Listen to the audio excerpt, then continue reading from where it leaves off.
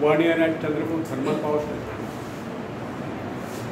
Then after I joined to Government Technical College and worked as a lecturer for 13 years.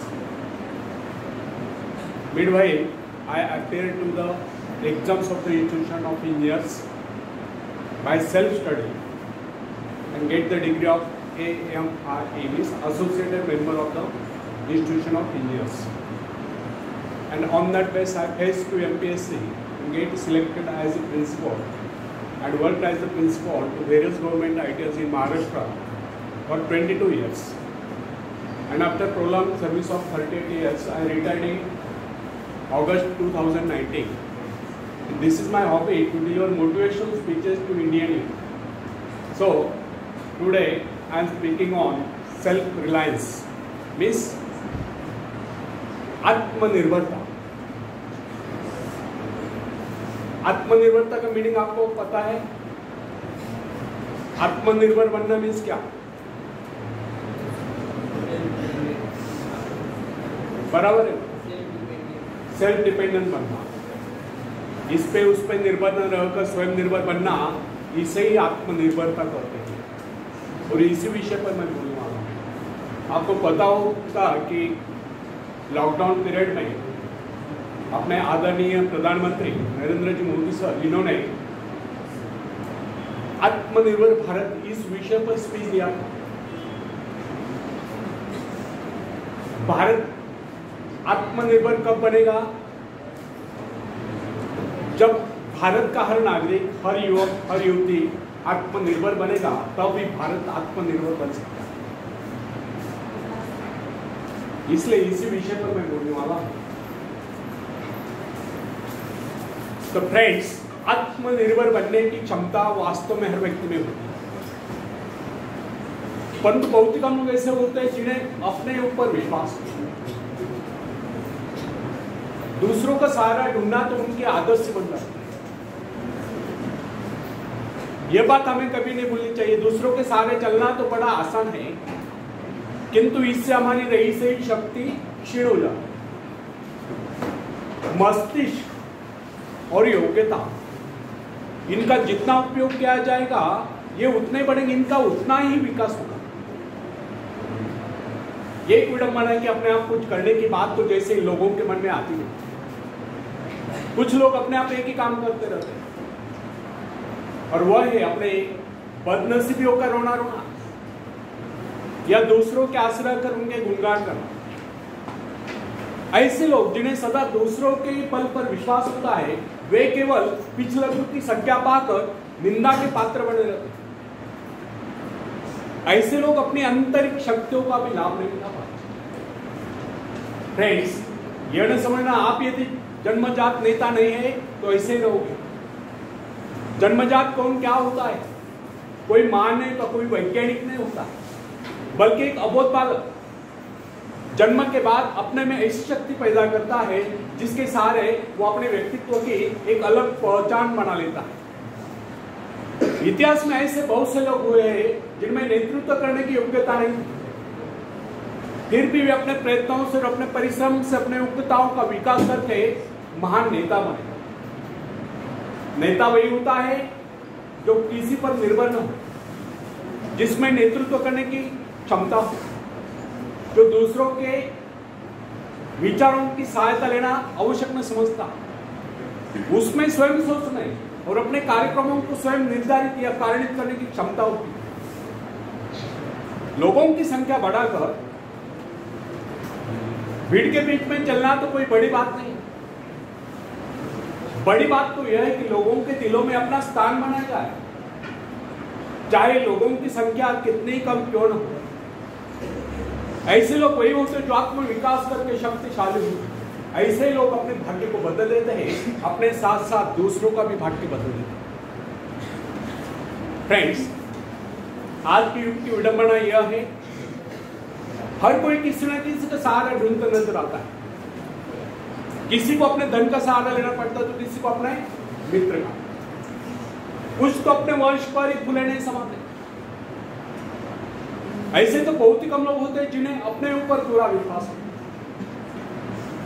दूसरों की शक्ति पर जीने वालों का एक मनोविज्ञान यह भी होता है कि ऐसे लोग सदैव किसी न किसी को दोषी ठहराकर अपना पक्ष बचाने के अवसर ढूंढा करते हैं। वास्तविकता यह है, इस प्रकार की आदत कायर प्रकृति की परिचायक है।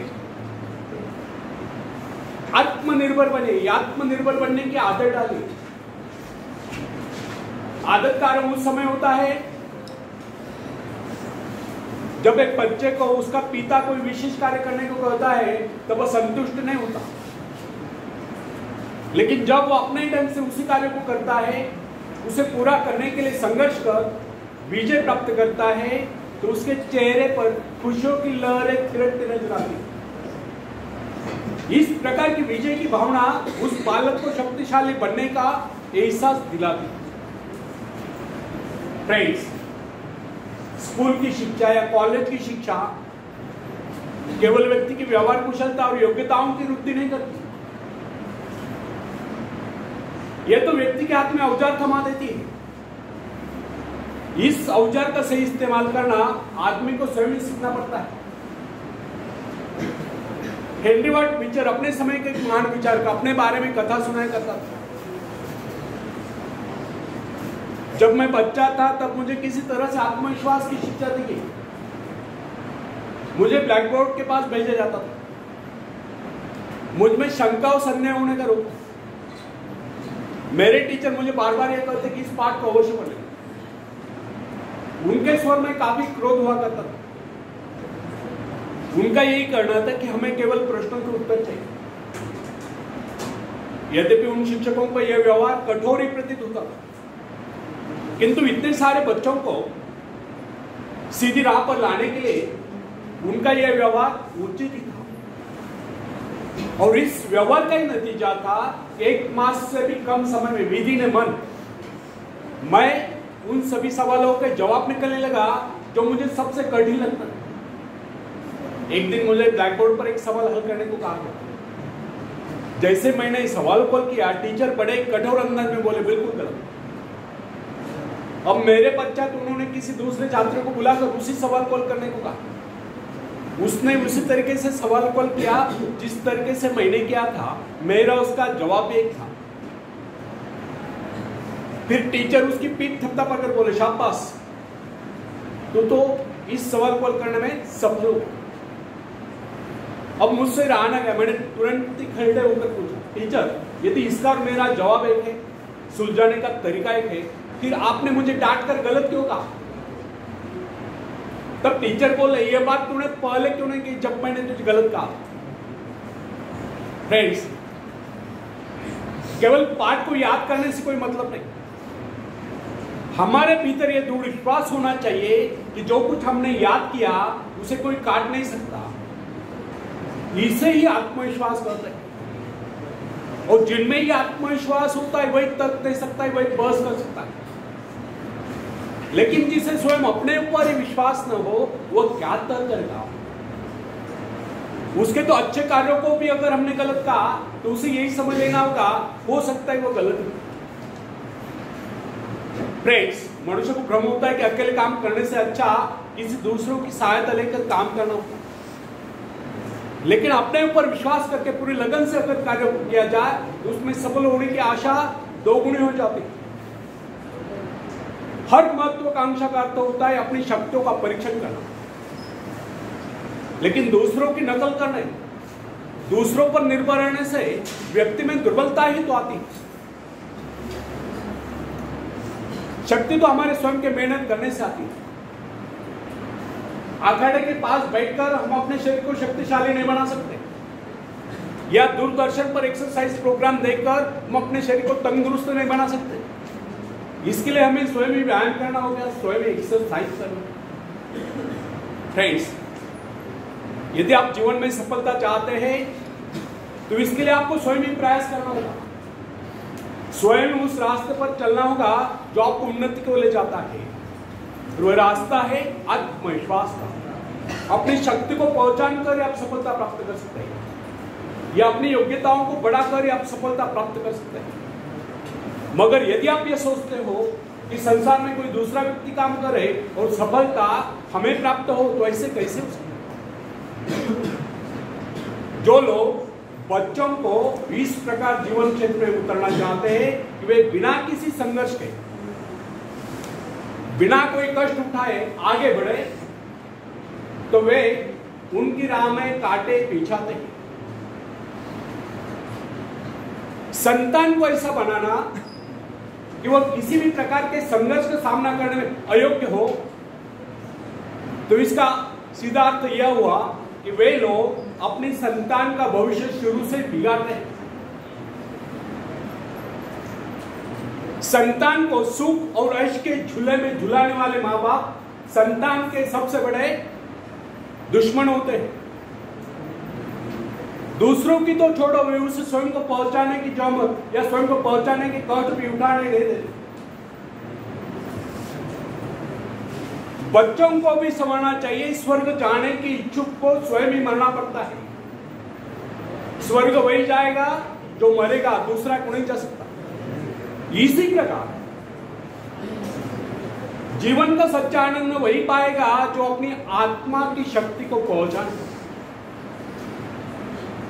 फ्रेंड्स, यदि आप किसी कार्य में कामयाबी चाहते हो, सफलता चाहते हो, तो उसके पीछे अपनी पूरी शक्ति लगा रहे। नवयुवकों का स्वभाव होता है सहना, सीखना, अनुसरण करना।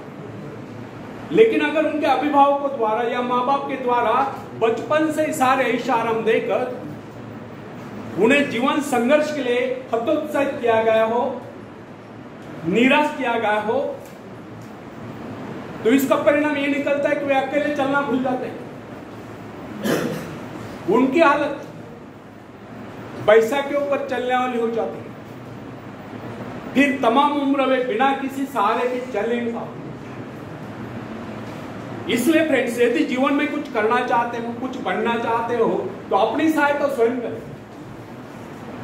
किसी की सिफारिश या प्रभाव से आगे बढ़ने के प्रयत्न आपके भविष्य को नष्ट कर देंगे। स्वयं को इस योग्य बनाओ कि आपको किसी दूसरों से सहायता की आवश्यकता न हो। अपने भीतर अथाह साहस और विश्वास जगाइए। आनंद तो उसी उन्नति में आता है जो स्वयं के द्वारा प्राप्त हो। दूसरों के भरोसे उनकी सहायता से आगे बढ़कर अपने को अपंग बनाने का क्या उपाय सकता है? इससे तो मनुष्य की अपनी सारी शक्तियां दम तोड़ देती, अपनी बुद्धि कुंद हो जाती है। जो दूसरों की सहायता का मोहताज बना रहता है, जो अपना हाथ तक नहीं ला सकता, वह क्या कर सकता है? वो जीवन में दूसरों का मोहताज बना रहता है। ना उनमें आत्मविश्वास आता है,